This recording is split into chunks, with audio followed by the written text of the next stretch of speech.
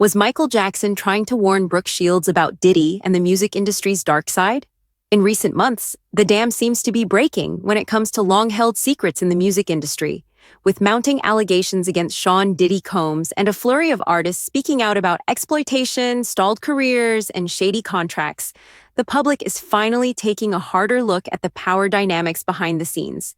But what if some of these truths had already been whispered, warned about years ago by none other than Michael Jackson? And what if Brooke Shields, one of the few people he confided in, knew more than she ever let on?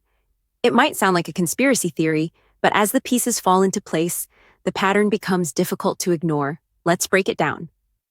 Brooke and Michael, a bond beyond the spotlight. Brooke Shields and Michael Jackson shared a complicated, deep, and often misunderstood relationship. They met when Brooke was just 13, both child stars navigating the pressures of early fame and adult expectations. Brooke once reflected that their connection was rooted in the mutual experience of losing childhood to the industry. When they were together, they could finally just be kids, even though their public personas were vastly different. Brooke, the high-fashion sweetheart, and Michael, the elusive king of pop, they found comfort in each other. Brooke would later say that Michael remained a consistent presence in her life.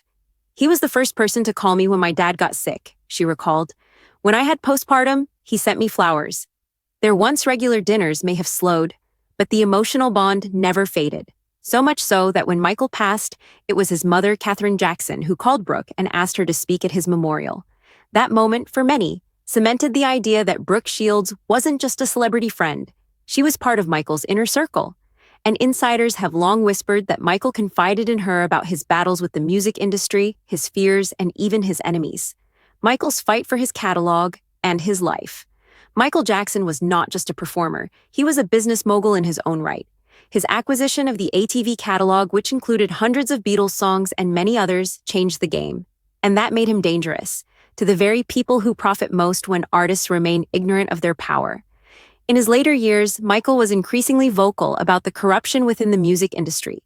He accused record companies, particularly Sony and its then-president Tommy Mottola, of being racist and exploitative, especially toward Black artists. "Tommy Mottola is a very devilish man," Michael once declared during a rally, sparking controversy but also support from fans who believed he was finally exposing the truth.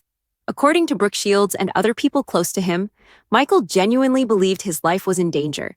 He feared that his refusal to bend to corporate control and his insistence on owning his masters made him a target. "They want my catalogs," he reportedly told his sister LaToya Jackson, adding, "They're going to kill me for them."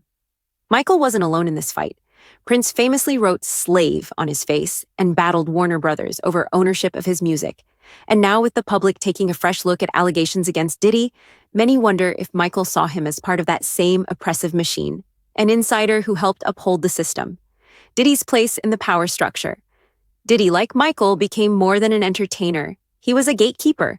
As the founder of Bad Boy Records, he was heralded for helping launch the careers of the notorious B.I.G., Mace, Faith Evans, and many others. But over time, those very artists began to speak out. Claims of financial manipulation, disappearing royalties, career sabotage, and emotionally abusive contracts have followed Diddy for years. Mace, one of the biggest voices from Bad Boy's golden era, accused Diddy of exploiting him and refusing to sell him back the publishing rights to his own music. Danity Kane, Day 26, and even more underground acts have described feeling chewed up and spit out by the machine Diddy built. And yet Diddy remained deeply connected to the upper echelons of the music industry, entering joint ventures with Warner Group and partnering with massive corporate entities to solidify his place. This is why people are starting to ask, what did Michael Jackson know? And more importantly, did he try to tell us? Michael and Diddy, a secret conflict? Though Michael and Diddy were never publicly linked in any dramatic feud, sources claim Michael harbored deep distrust toward moguls like Diddy. He reportedly saw them as pawns, or worse, willing participants, in the exploitation of artists. If true, this would line up with his belief that the industry conspires against their artists, especially Black artists, to keep them disempowered and dependent. Some believe that Michael shared these concerns with Brooke Shields, possibly warning her that Diddy and his connections to the elites posed a threat to artistic freedom. As someone who was increasingly isolated in his later years, Michael leaned on people like Brooke, those he trusted implicitly. There are even whispers that Brooke has been speaking out more recently, allegedly revealing that Michael never liked Diddy and viewed him as someone complicit in the very machine that was out to destroy him. The Oprah interview: media manipulation and misinterpretation. One pivotal moment in understanding how Michael was framed in the public eye was his 1993 interview with Oprah Winfrey. Intended to humanize him, the interview quickly turned into a trial by television. Oprah questioned Michael's appearance, his romantic life, and most controversially, his relationships with children. When asked about his love life, Michael said he was dating Brooke Shields. But according to Brooke, that wasn't true. She later said she called Michael and told him it was pathetic to drag her into crazy town. This contradiction became another point of confusion in the public's understanding of their relationship. Still, despite differing views on the nature of their bond, both Brooke and Michael admitted to having had a deep affection for one another. Brooke once said that she felt closer to Michael than many of her actual boyfriends and described a kind of love that transcended labels. And it's precisely this emotional closeness that makes people believe Michael might have shared sensitive truths with her. Truths about power, corruption, and fear.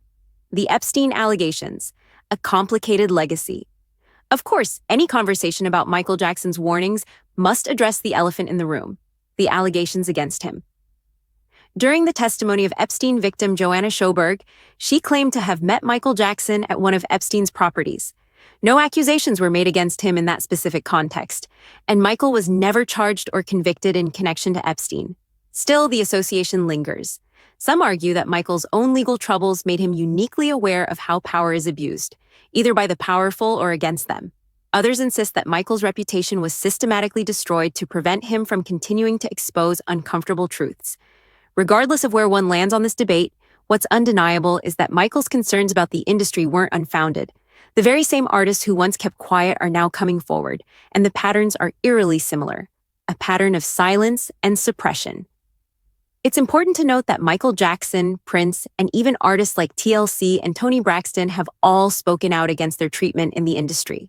What they described, financial trickery, suppression, and career sabotage, mirrors what many artists are now saying about Diddy. So was Michael Jackson trying to sound the alarm? Did he see in Diddy the embodiment of a corrupt industry, propped up by powerful connections and protected at all costs?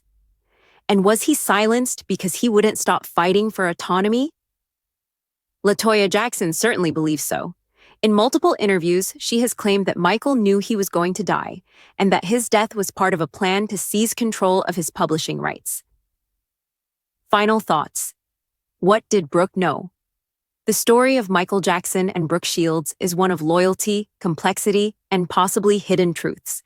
While the public may never know the full scope of what Michael confided in her, the timing of her recent public comments and the growing spotlight on Diddy make it hard to ignore the connection.